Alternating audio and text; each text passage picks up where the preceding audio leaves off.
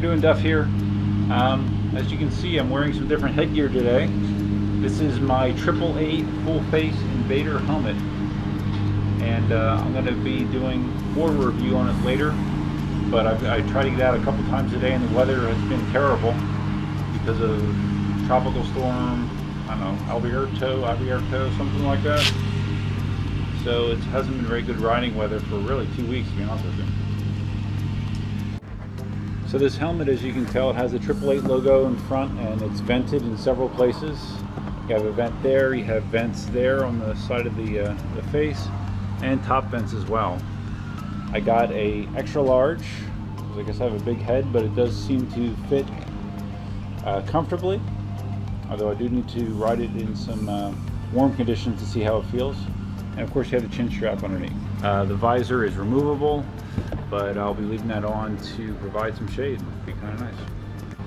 And yes, you can wear sunglasses while you're wearing this helmet, just in case you were wondering.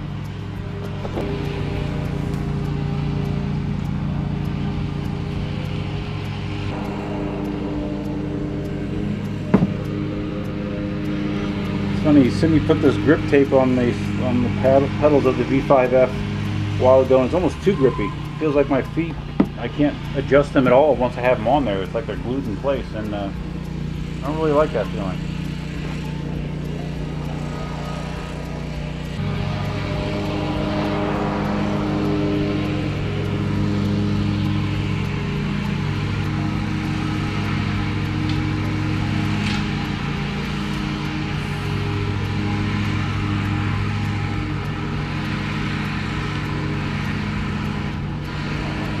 It always takes me a while to get used to this wheel for some reason.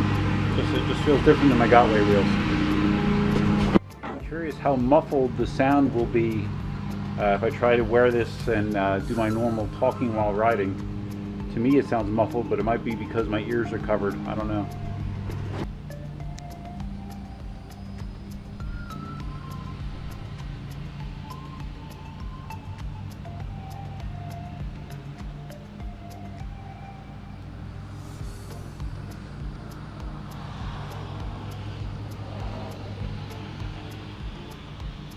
It feels shaky on there.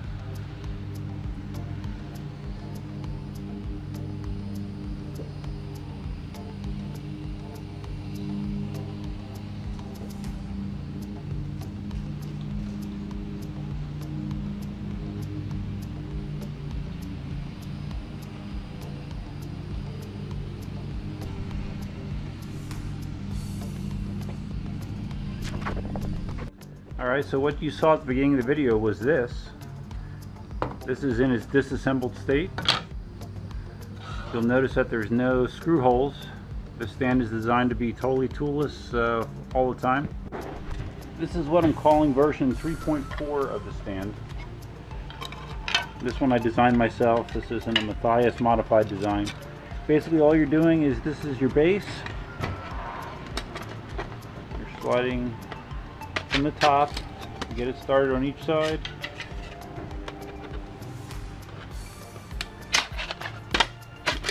Down into place.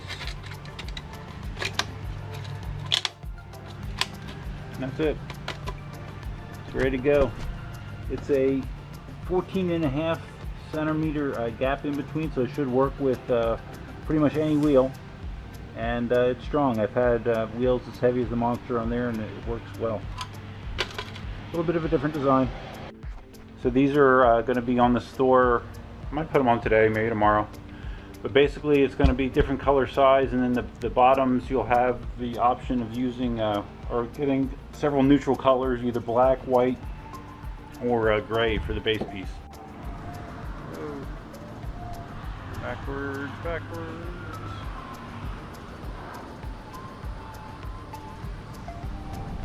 And forwards. So Cindy and I hope to get out tomorrow on Memorial Day and ride a little bit, but to be honest with you, the weather forecast kind of sucks. We'll see.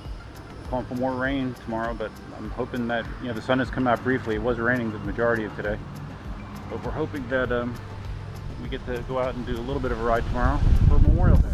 A couple more things about the stand. I don't know if you can see it, if this will show up on camera or not. but I added a little ridge here on the outside edge, and that's to prevent, I know with some of the wheels that have a more narrow frame, some people were concerned about, you know, if it's sat on here, but if it was slide to the left or the right, there's a possibility that it could fall off. So this little ridge should help prevent that. If you do have a real narrow wheel, these ridges should help keep it in place. I think part of the reason that I feel uncomfortable on this wheel is Cindy likes to have her pedals slightly up, you know, angled up, and I do not. So maybe that's why I feel, I don't know, I just feel awkward on this thing. I usually like my pedals to be dead flat. It's getting a little better, you know, the more I ride it, I feel a little bit better, but still, definitely not my preferred way. If this is my wheel, I would not have it set up like this. Oh, you may ask, why did I get a full face helmet? Yeah, I've been thinking about it for a long time. Basically because when you wipe out on a wheel, if you have a wheel failure, most often it's going to be a face plant kind of fall, where your wrists are going to hit first and then followed by your face, depending on your velocity and other factors. And a regular skateboard helmet, it will protect your cranium, but it's not going to really protect your face. And this week there was someone on the electric unicycle forums, his KingSong 14D, I believe, cut out on him unexpectedly, and he had some terrible road rash, including on his face. So I decided to just pull the trigger and get the helmet. Although I probably won't wear it for casual riding, but like if I'm doing like road commuting, this probably will be my my helmet that I grab. The helmet feels comfortable though. It doesn't feel like my field of vision is affected at all. I don't even see the left and right edges of the helmet, so if you're worried about not being able to see as well wearing a full face helmet, I don't think you need to be concerned.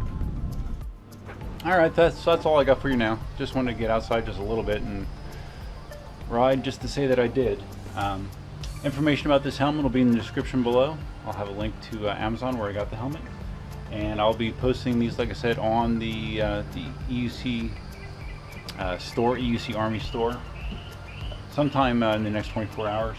And these I'm going to be selling these for $29.99, including everything. The design of these, the sides, it's much more substantial than the 2.X version. Uses a lot more filament, takes about 30 or 40% more time to print. So yeah, these are a little bit more expensive, but they are very convenient. Use them anywhere. No tools required. So that's it for now. Till next time. Duffman out.